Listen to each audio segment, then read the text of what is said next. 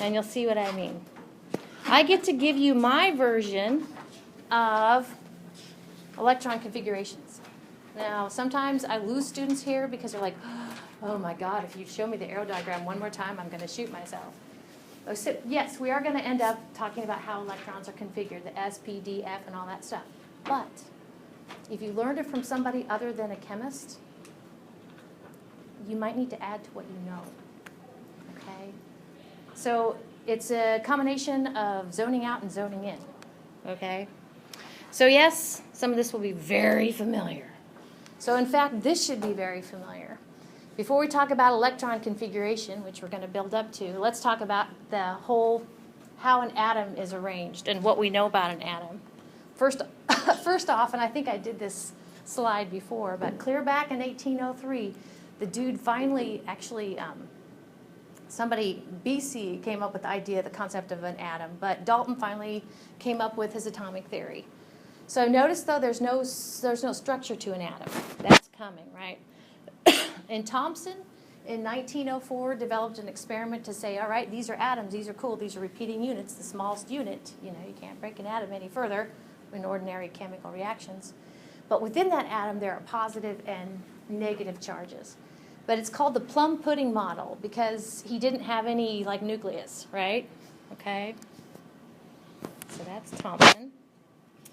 Rutherford, the difference with Rutherford and Thomson here is you can kind of see that little pit there. That's going to be our nucleus, or that is our nucleus. I'll pronounce nucleus. Okay? And kind of the light purple is where the electrons are. So Rutherford came up with the thought that, yes, we have it's kind of a neat experiment that he did, if you want to look into it. But yes, we have kind of a little nugget in the middle of atoms. Well, then Bohr further looked at the electrons. And Bohr said the electrons, and we're going to be spending some time with this, electrons are at energy levels. So you can kind of see the little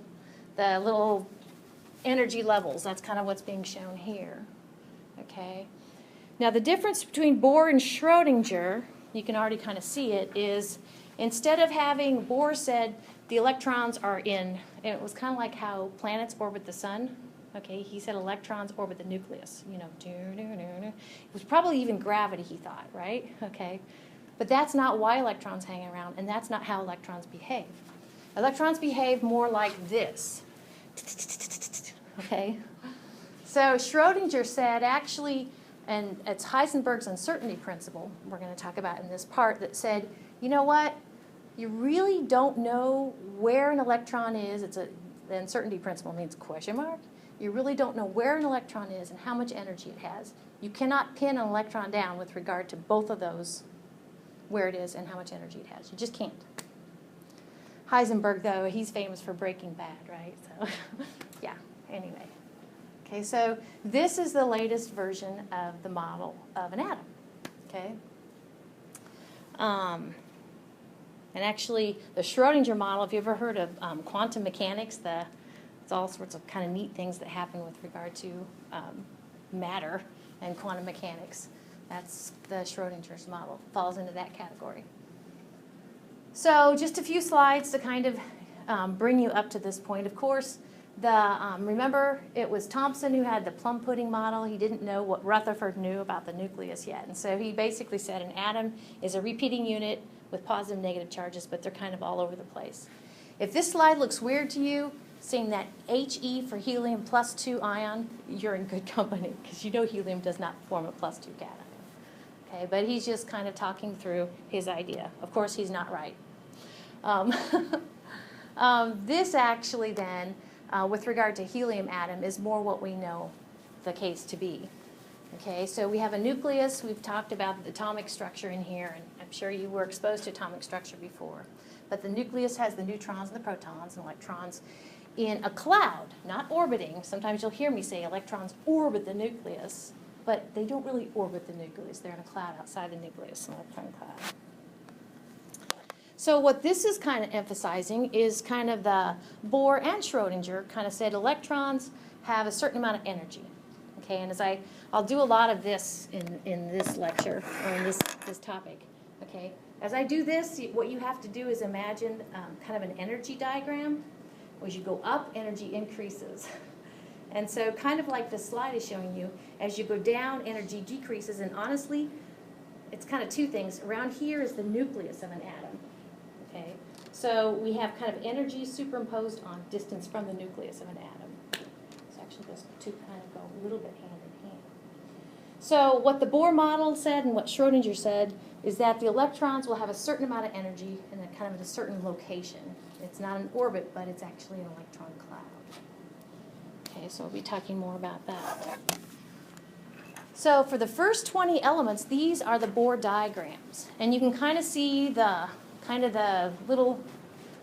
peach thing, it's hard to make out, but is actually the nucleus of the atom. And you can kind of see electrons in kind of a partial shell going out. Okay, so we'll be talking more about how electrons are arranged around an atom. Of course, if we pick on, for instance, calcium, the last one drawn here, calcium has 20 protons in its nucleus. It's atomic number 20. So if it's neutral, we have to count for 20 electrons. And we'll be talking more about this. But kind of simply on this Bohr diagram, it's showing those 20 electrons, how they are, what we say, configured. We have 2 electrons here, lowest energy, closest to the nucleus, then 8 electrons, and then 8 electrons, then 2 electrons. These Bohr diagrams, to a certain extent, drive me nuts, and you'll kind of see, because they aren't as close to reality as I think they should be. Okay, so of course, 2 plus 8 plus 8 plus 2 is 20.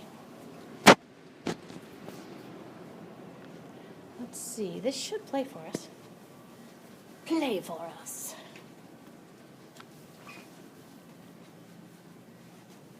I like this because it kind of sounds like a little snob when she's like,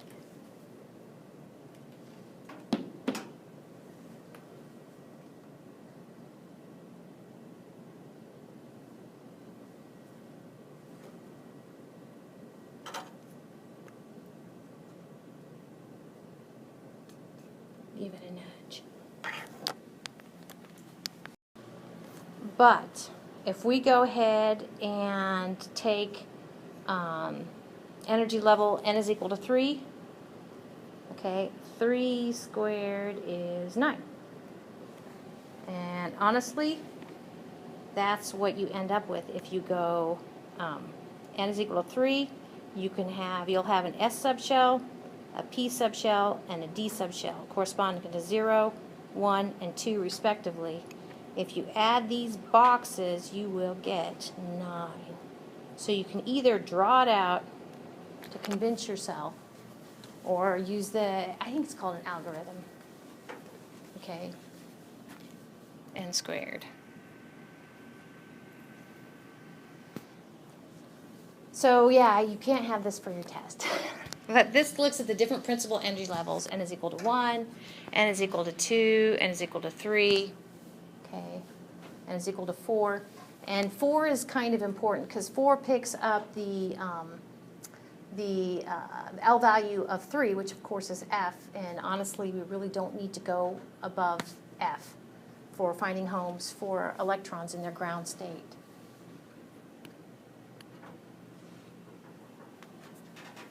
Okay, so this might be a handy diagram to refer to when you do homework, but you're not going to have this diagram for your test. So we have the L values, okay, the L values, for instance, and then the corresponding M sub L values. Okay, so that's SPD,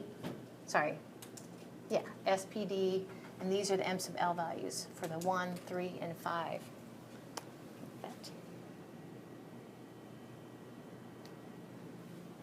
Okay, so, skip orbital shape for now. So everybody find this page. And it is on page 9. There you go. So the last little bit of information is the spin. And remember when I drew a box, I said that's an orbital, and arrows represent electrons in an orbital. Okay, and I said if you have 2 electrons shoved in the same orbital, which you totally can, you need to draw one up and one down. And as I've drawn it, the convention is, although you can be a rebel and do otherwise, the up arrow is a plus 1/2 spin. The down arrow is a minus 1/2 spin. Okay, so that's the fourth quantum number. So you had N, L, M sub L, and M sub S. M sub S can only have two values. That's it. Okay? It's kind of nice that way.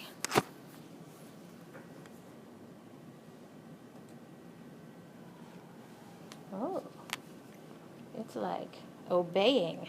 What's up with that?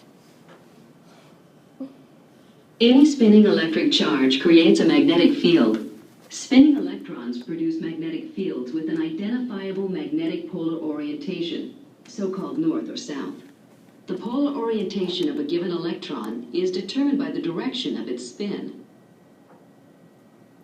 So in my limited exposure to this last bit of quantum information, the only thing that comes to mind, the practical thing that I know is, have you ever heard that you've heard of the Earth's magnetic poles, magnetic North Pole, magnetic South Pole, and did you know that Earth has, the magnetic poles have flipped several times since it's become Earth, basically?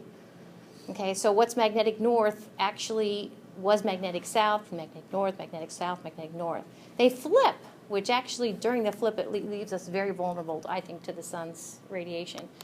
But the way they know that they flipped actually has been frozen in rocks because the rocks respond to magnetic north.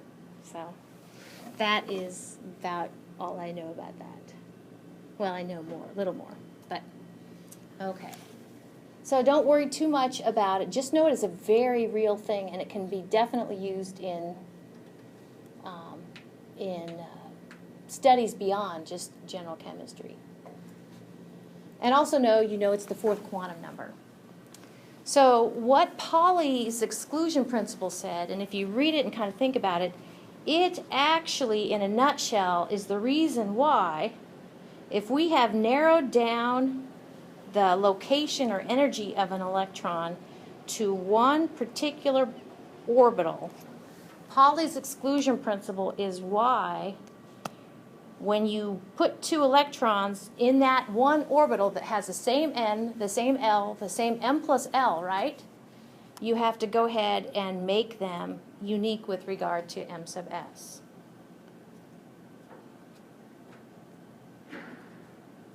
Because Pauli's exclusion principle says, around calcium you got 20 electrons. That's cool. If you were to go ahead and write the code for those 20 electrons, they would have to have a set of unique quantum. Each of the 20 electrons, zip code would have to be unique. And so if they have the same N, L, and M sub L value, which they do if they're sharing a box, okay, what needs to be different is the M sub S. So that's kind of how you do that. Okay, so in any given orbital, which again, an orbital narrows it down to N, L, and M sub L, okay, if two electrons are occupying that same orbital, usually we say the first to arrive has a spin of plus 1/2, the second to arrive a spin of minus 1/2, but like I said, you can be a rebel and go the other way, as far as I can tell. So as we've been talking about it then, I bet you buy this. If an S-type subshell has one box, it can occupy 2 electrons. A P-type subshell, 3 boxes, shove 2 electrons in each of the 3, you get to 6 electrons. D-type, 5 boxes, get you 10. Okay, you get the idea. My boxes, I really need to go to dashes instead of boxes. I'm terrible. Okay.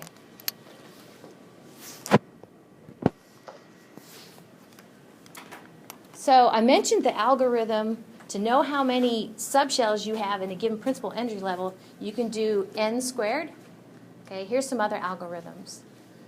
For a given L value, if you want to know the number of boxes or orbitals, okay, you take 2 times the L value. For S, the L value is 0, right? 2 times 0 is 0, plus 1 is 1. You have 1 orbital. Okay, let's go up to L is equal to 3, which is an F-type. 2 times 3 is 6, plus 1 is 7. Yeah, okay? So that's kind of how that works. Then it simply says if you want to know now how many electrons you can accommodate, since each orbital can accommodate 2 electrons, if you take 2 times the quantity, 2L plus 1, you get that value. Okay. So here is that cool little how many subshells are in a given principal energy level N. Okay. You can get to that by drawing it out, which is cool, or you can simply say whatever that principal energy level is, N, square it, and that gives you the number of, I said subshells, sorry, that gives you the number of orbitals. And if that's the number of orbitals, assuming you are going to fill each orbital with 2 electrons, if you multiply that by 2, you get how many electrons you can accommodate. All right, so as you saw, yep, assignment slide, and I know everybody's in a hurry. So these are due Wednesday, and I have my hints will be pushed out there. You guys want to see my hints, or just want to see them out there? So you can go if you want to. But here are my hints. They were fun. They aren't as intensive as some of those other ones have been. Yeah. Okay, so 57 is due, and they're kind of like brain teasers a little bit. Of course, you need to remember all we talked about, the different quantum numbers for finding homes for electrons. And it says you're supposed to see which of these are correct, A, B, C, or D. And I went ahead, they all are related to principal energy level N is equal to 3. So I went ahead, when N is equal to 3, of course you have the S, P, D, L is equal to 0, 1, and 2. And then these are the possible, orbitals at each level. Okay, so that's my hint. So then kind of see which one's true. See, they aren't so bad. Oh, yeah. And then I went ahead and it says M sub L value, it said, is the criteria, too, before you select the correct answer. M sub L is equal to 0, so I went ahead and circled all those. M sub L is equal to 0. So, yeah. The next one, 58. Here are my hints. Basically, wherever there's a question mark, you're supposed to go ahead and give a value that's acceptable. In some cases, more than one value is acceptable, so write at least one value. But in each case, and I hadn't thought about this until I was giving these hints, in each case you basically look to the more nitty-gritty quantum number to set in stone what that must be. So, for instance, an M sub L value is equal to 2. Well, by golly, if M sub L is equal to 2, then your L value can be anything equal to 0 all the way up to plus or minus. Your M sub L value is 0 all the way up to plus or minus L. So can you see L at least has to be equal to 2? Doesn't that make sense? Okay. And it can't be equal to 3 because it can't be larger than your N value. So it's again, it's kind of little brain teasers. So, oops. I think they're all kind of like that, though.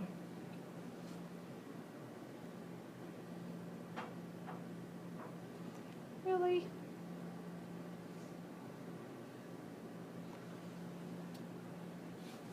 Should be up here.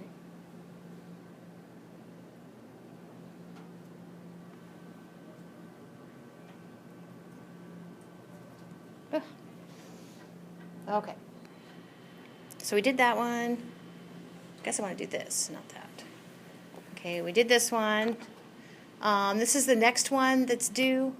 And it's not too bad. It basically says if you have these different scenarios, all the way up to, they give the M sub L value, but they're actually just asking in the form of like 3S or 4P, how would you designate A, B, and C? So you focus on the N and the L. Of course, you have to translate those L values of 1, 2, and 0 to what P, if I get this confused, D, and S. The next one, I went ahead and kind of showed you, these all deal with principal energy level N is equal to 4, so this is kind of the scenario for N is equal to 4. That should help you for 60. 61, again, they all deal with N is equal to 4 and kind of ask you how many, concerning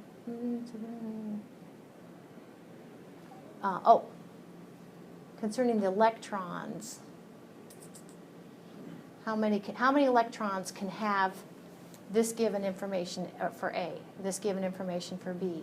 Notice, for instance, like how many electrons can have n is equal to 4. You're like, dude, that's a lot of electrons. Does that make sense? Okay? So the more nitty-gritty it is like the fewer electrons can really have that situation.